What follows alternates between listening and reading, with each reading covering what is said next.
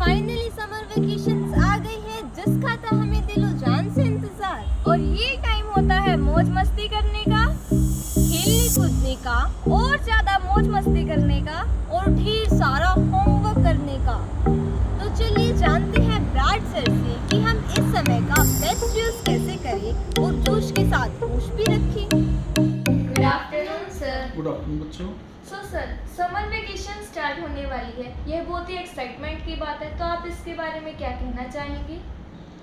बेटा, सबसे पहले तो ये होता है कि जब समर वेकेशन होती हैं तो बच्चों को कुछ काम मिलता है छुट्टियों के लिए। तो मेरा 35 साल का एक्सपीरियंस है स्कूल का, एजुकेशन का।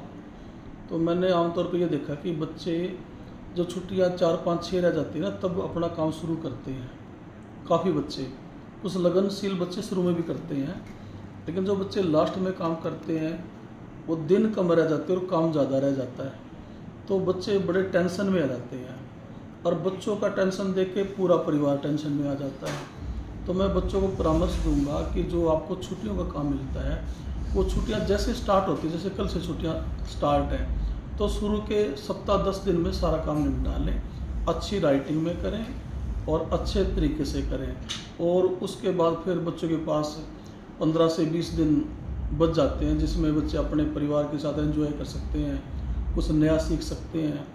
छुट्टियों में कुछ बच्चों के आसपास जैसे कैंप लगते हैं, योगा कैंप लग गया, कोई डांस कैंप लग गया, कोई ड्राइंग का, आर्ट का कैंप लग गया, तो बच्चे उस तरह की स्किल भी छुट्टियों में सीख सकते हैं। सर, बहुत बार खेल कूद का ज़्यादा दिल करता है और पढ़ने का बहुत ही कम, तो इन दोनों के बीच में हम अपना तालमेल कैसे बनाएं?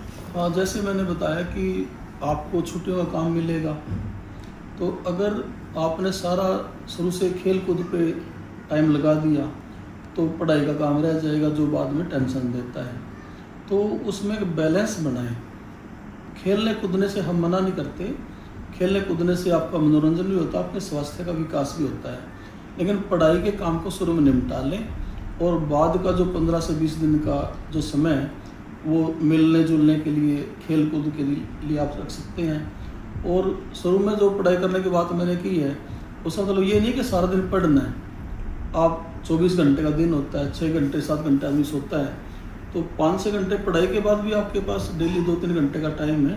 तो आपको एक उसमें बैलेंस बनाना पड़ेगा, खेल कूद में और पढ़ाई में, दोनों आवश्यक है। मैं किसी के भी महत्व को नकार नहीं रहा, खेल कूद भी उतना ज़रूरी है और पढ़ाई भी उतनी ज़रूरी है, तो बस उसमें एक बैलेंस बनाने की आवश्यकता है। और सर, इसके अलावा हम ऐसे कौन से एक्टिविटीज़ कर सकते हैं जिससे हमारी स्किल्स डेवलप हों? हाँ, जैसे कि मैंने इससे पहले ही बताया कि छुट्टियों के दौरान आजकल जो नेट गुरु है ना, ये बहुत बड़ी एक अचीवमेंट है दुनिया की। आपको कुछ नया सीखना है, आजकल आपके पास मोबाइल है घरों में, या आजकल तो टेलीविज़न भी यूट्यूब से कनेक्ट हो जाते हैं, तो आप उसमें, अगर आपके आसपास कोई फिजिकली नहीं सिखाता, तो आप उसके थ्रू, आपको साइंस सीखना है, आपको मैथ्स सीखना है, आपको डांस सीखना है, कोई आर्ट सीखना है, या लड़कियों को कोई किचन का काम सीखना है, तो आप नेट के थ्रू उन चीज़ों को सीखें। और उसमें जो पेरेंट्स का टेंशन है कि बच्चे मोबाइल देखते हैं, तो वो भी दूर हो जाएगा, क्योंकि आप अच्छी चीज़ देखोगे तो पेरेंट्स को भी पसंद आएगा। आप कोई अच्छा व्यंजन सीख लिया, आपने किचन में बना कर दिखा दिया, या आपने कोई डांस दिन भर में सीख लिया, तो शाम को अपने फैमिली को डांस करके दिखा दिया, तो उससे खुश होंगे। तो आप इस तरह की स्किल भी छुट्टियों में ले सकते हैं। और सर, समर वेकेशंस के दौरान बच्चों को क्या क्या सावधानियां रखनी चाहिए? जब भी छुट्टियाँ होती हैं, 25 साल से आपका स्कूल चल रहा है, उससे पहले 10 साल भी मैंने पढ़ाया, टोटल 35 साल की मेरी जर्नी है एजुकेशन की। तो मैंने देखा कि बच्चे जब छुट्टियों में जाते हैं तो कुछ साथ में जोखिम भी स्टार्ट हो जाते हैं। खासकर छुट्टियों में कुछ बच्चे मनोरंजन के तौर पे या वैसे भी तैराकी सीखने जाते हैं, तो ऐसे में वो घर के आसपास कोई तालाब है, कोई जोड़ है, कोई सरोवर है, या कोई रजवाया है, कोई नदी है, उसमें जिसमें गहरा पानी होता है, वहाँ चले जाते हैं।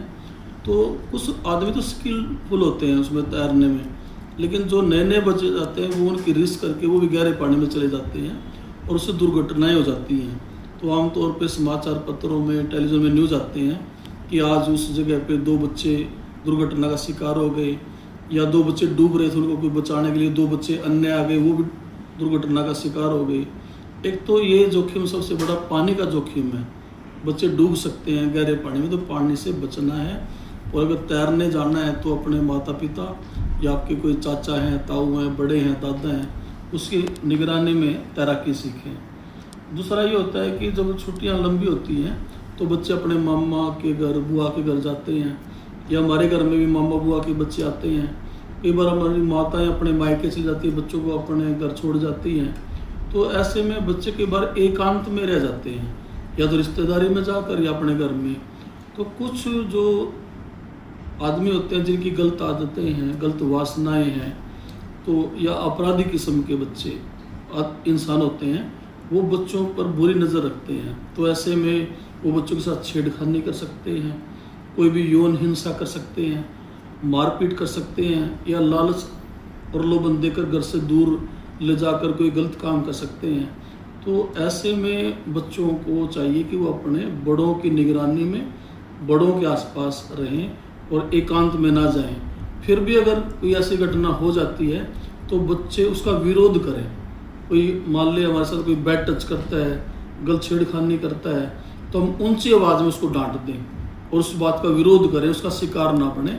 और ज़रूरत पड़े तो ऊंची आवाज़ में चिल्ला कर, ताकि आसपास भी दूर तक वो आवाज़ जाए और आपको बचाने वाले या आपकी हेल्प करने वाले आ जाएं। तो ऐसे हमें ऐसी जो अश्लील हरकतें हैं या यौन हिंसा है, तो उन गलत लोगों का हम शिकार ना बने। बच्चों को ये भी सावधानी रखनी पड़ेगी। Sir thank you sir and happy holidays. मुझे बड़ी खुशी हुई है कि आप स्कूल के जागरूक बच्चे हैं और आपके मन में ऐसे सवाल आए।